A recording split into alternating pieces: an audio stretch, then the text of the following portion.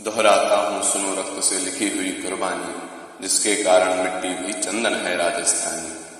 रावल रत्न सिंह कोचल से कैद किया खिलजी ने, कालजयी मित्रों से मिलकर दगा किया खिलजी ने। खिलजी का चित्तौड़ दुर्ग में एक संदेशा आया, जिसको सुनकर शक्ति शौर्य पर फिर अंधियारा छाया। 10 दिन के भीतर पद्मिनी का डोला यदि आया, यदि रूप की रानी को तुमने दिल्ली पहुंचाया, तो फिर राणा रत्न सिंह का शीश कटा पाओगे। शाही शर्त न मानी तो फिर पीछे पछताओगे। यह दारुण संवाद लहरसा दौड़ गया क्षण भर में, यह बिजली की तरह फैल गया क्षितिज से अंबर में। महारानी हिल गई, शक्ति का सिंहासन डोला था सती तू मजबूर, जन्म विजय ईश्वर में बोला था। रुष्ट हुए बैठे थे सेनापति गोरा रणधीर, जिनसे रण में भय खाती थी खिलजी की शमशीर। अन्य अनेकों मेवाड़ी योद्धागण छोड़ गए थे, रत्न सिंह की संधि नीति से नाता तोड़ गए थे। पर रानी ने प्रथम वीर गोरा को खोज निकाला, वन वन भटक रहा था मन में तिरस्कार की ज्वाला। गोरा को पद्मिनी ने खिलजी का पैगाम सुनाया, मगर वीरता का अपमानित ज्वार नहीं मिट पाया। बोला मैं तो बहुत तुच्छ हूँ, राजनीति क्या जाने, निर्वासित हूँ राजमुकुट की हट कैसे पहचाने। बोली पद्मिनी समय नहीं है वीर क्रोध करने का, अगर धरा की आन मिट गई घाव नहीं भरने का। दिल्ली गई पद्मिनी तो फिर पीछे पछताओगे, जीते जी रजपूती कुल को दाग लगा जाओगे। राणा ने जो किया कहा वो माफ करो सेनानी, यह कह गोरा के चरणों में झुकी पद्मिनी रानी। हैं ये क्या करती हो, गोरा पीछे हट बोला, और रजपूती गरिमा का फिर धधक उठा था शोला। महारानी हो तुम सिसोदिया कुल की जगदम्बा, प्राण प्रतिष्ठा एक लिंग की ज्योति अग्निकंधा। जब तक गोरा के कंधों में दुर्जय शीश रहेगा, महाकाल से भी राणा का मस्तक नहीं कटेगा। तुम निश्चिंत रहो महलों में, देखो समर भवानी, खिलजी देखेगा केसरिया तलवारों का पानी। राणा के कुशल आने तक गोरा नहीं मरेगा, एक प्रहर तक भी सर कटने पर धड़ युद्ध करेगा। एक लिंग की शपथ महाराणा वापस आएंगे, महाप्रलय के घोर प्रभंजन भी रोक पाएंगे। शब्द शब्द में वाड़ी सेनापति का था तूफानी, शंकर के डमरू में जैसे जागी वीर भवानी, जिसके कारण मिट्टी भी चंदन है राजस्थान। खिलजी मचला था पानी में आग लगा देने को, पर पानी प्यासा बैठा था ज्वाला पी लेने। गोरा का आदेश हुआ, सज गए 700 डोले, और बाहुरे बादल से गोरा सेनापति बोले। खबर भेज दो खिलजी पर पद्मिनी स्वयं आती है, अन्य 700 सखियां भी वह साथ लिए आती है। स्वयं पद्मिनी ने बादल का कुमकुम तिलक किया था, दिल पर पत्थर रखकर भीगी आंखों से विदा किया था। और 700 सैनिक जो यम से भी भिड़ सकते थे, हर सैनिक सेनापति था, लाखों से लड़ सकते थे। एक एक कर बैठ गए, सज गई डोलियां पल में, मर मिटने की होड़ लग गई थी मेवाड़ी दल में। हर डोली में एक वीर था, 4 उठाने वाले, पांचों ही शंकर की गण की तरह समर्पण वाले।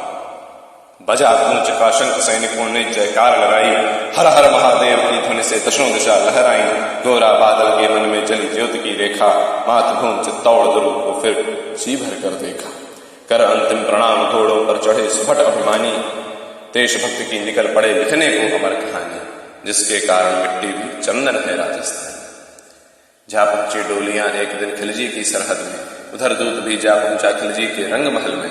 बोला शहंशाह पद्मिनी मल्लिका बनने आई है, रानी अपने साथ हुस्न की कलियां भी लाई है। एक मगर फरियाद फकत उसकी पूरी करवा दो, राणा रत्न सिंह से केवल एक बार मिलवा दो। खिलजी उछल पड़ा, यह कह फौरन हुक्म दिया था, बड़े शौक से मिलने का शाही फरमान दिया था। वह शाही फरमान दूत ने गोरा तक पहुंचाया। गोरा झूम उठे, उस क्षण बादल को पास बुलाया।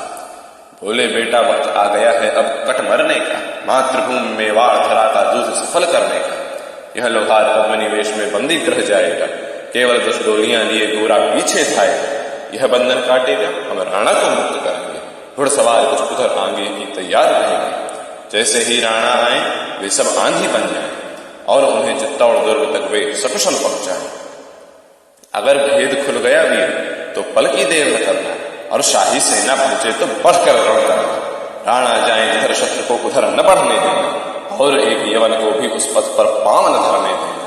मेरे लाल लाडले बादल आन न जाने पाए, तिल तिल कट मरना मेवाड़ी शान न जाने पाए। ऐसा ही होगा काका, रजपूती अमर रहेगी, बादल की मिट्टी में भी गौरव की गंध रहेगी।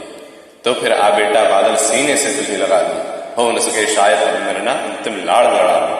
यह कह बाहों में भरकर बादल को गले लगाया, धरती कांप गई, अंबर का अंतस मन भर आया। सावधान कर पुनः बढ़े पथ पर गोरा सेनानी, पहुंच लिया झट से मुड़कर बूढ़ी आंखों का पानी, जिसके कारण मिट्टी भी चंदन है राजस्थान। गोरा की चातुरी चली राणा के बंधन काटे, छांट छांट कर शाही पहरेदारों के सर काटे। लिपट गए गोरा से राणा गलती पर पछताए, सेनापति की नमक हलाली देख नयन भर आए। पर खिलजी का सेनापति पहले से ही शंकित था, वह मेवाड़ी चट्टानी वीरों से आतंकित था। जब यह मेरा लखा समझा पद्मिनी नहीं आई है, मेवाड़ी सेना खिलजी की मौत साथ लाई है। पहले से तैयार सैन्य दल को उसने ललकारा, निकल पड़ा टिड्डी दल रड़ता बजने लगा नगारा। दृष्टि फिरी गोरा की मानी राणा को समझाया, रणमत वाले गोरों का जबरन चित्तौड़ पठाया। राणा चले तभी शाही सेना लहरा कर आई, खिलजी की लाखों नंगी तलवारें पड़ी दिखाई। खिलजी ललकारा दुश्मन को भाग न जाने देना, रत्न सिंह का शीश काटकर ही वीरों दम लेना। टूट पड़ो मेवाड़ी शेरों बादल से ललकारा, हर हर महादेव का गर्जा नभ भेदी जयकारा। निकल डोलियों से मेवाड़ी बिजली लगी चमकने, काली का खप्पर भरने तलवारें लगी खटकने। राणा के पथ पर शाही सेना पर तनिक बढ़ा था, पर उस पर तो गोरा हिमगिर सा अड़ा खड़ा था। कहा जफर से एक कदम भी आगे बढ़ न सकोगे, यदि आदेश न माना तो कुत्ते की मौत मरोगे। रत्न सिंह तो दूर न उनकी छाया तुम्हें मिलेगी, दिल्ली की भीषण सेना की होली अभी चलेगी। यह कह महाकाल बनकर गोरा रण में हुंकारा, लगा काटने शीश समर में बही रक्त की धारा। खिलजी की असंख्य सेना से गोरा घिरे हुए थे, पर वो मानो रण में मृत्युंजय बने हुए थे। पुण्य प्रकाशित होता है जैसे अगणित पापों से, फूल खिला रहता असंख्य कांटों के संतापों से। वो मेवाड़ी शेर अकेला लाखों से लड़ता था, बढ़ा वीर जिस तरफ उधर ही विजय मंत्र पड़ता था। इस भीषण रण में दिल्ली की दहली थी दीवारें, गोरा से टकरा कर टूटी खिलजी की तलवारें। मगर कयामत देख अंत में छल से काम लिया था, गोरा की जगह में हर ने छिपकर वार किया था। ज्यों ही गिरे वीर वर गोरा जफर सामने आया, शीश उतार दिया धोखा देकर मन में हर्ष आया। मगर वाहरे मेवाड़ी गोरा का धड़ भी दौड़ा, किया जफर पर वार के जैसे सिर पर पड़ा हथौड़ा। एक वार में ही शाही सेना को चीर दिया था, जफर मोहम्मद को केवल धड़ ने निर्जीव किया था। ज्यों ही जफर कटा शाही सेना का साहस कर जा, काका का लख बादल सिंह मार गुस्सा कर जा। अरे कायरों नीच बांगड़ो छल में रण करते हो, किस बूते पर जमा मर्द होने का दम भरते हो। यह कहकर बादल उस क्षण बिजली बनकर टूटा था, मानो अंबर से धरती पर अग्निशिरा छूटा था। ज्वालामुखी फटा हो जैसे दरिया हो तूफानी, सदियों दोहराएंगी बादल की रंग कहानी। हरि का भाला लगा पेट में आते निकल पड़ी थी, जख्मी बादल पर लाखों तलवारें खिंची खड़ी थी। कसकर बांध लिया हाथों को केसरिया पगड़ी से, रंचक निगाह वह प्रलयंकर सम्मुख मृत्यु खड़ी से। अब बादल तूफान बन गया, शक्ति बनी फौलादी, मानो खप्पर लेकर रण में लड़ती हो आ जाती। उधर वीरवर गोरा अधड़ अरिदल काट रहा था, और इधर बादल लाशों से भूतल बांट रहा था। आगे पीछे दाएं बाएं जमकर लड़ी लड़ाई, उस क्षण रणभूमि में लाखों बादल पड़े दिखाई। मगर हुआ परिणाम अंत में वही जो होना था, उनको तो कणकण करके शोणित में धोना था। मेवाड़ी सीमा में राणा सकुशल पहुंच गए थे, गोरा बादल तिल तिल कटकर रण में खेत रहे थे। एक एक कर मिटे सभी मेवाड़ी वीर सिपाही, रत्न सिंह पर लेकिन रंचक आंच न आने पाए। गोरा बादल के शव पर भारत माता रोई थी, गोरा बादल के शव पर भारत माता रोई थी। उन्होंने अपनी दो ज्वलंत प्यारी मणियां खोई थी, उन्होंने अपनी दो ज्वलंत प्यारी मणियां खोई थी।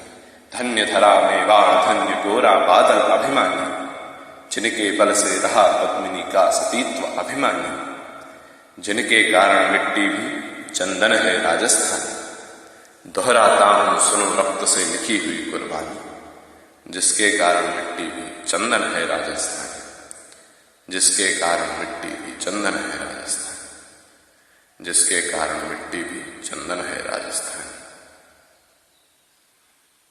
ये थी आदरणीय पंडित नरेंद्र मिश्र जी की सर्वश्रेष्ठ कृति गोरा बादल नामक वीर रस प्रधान कविता।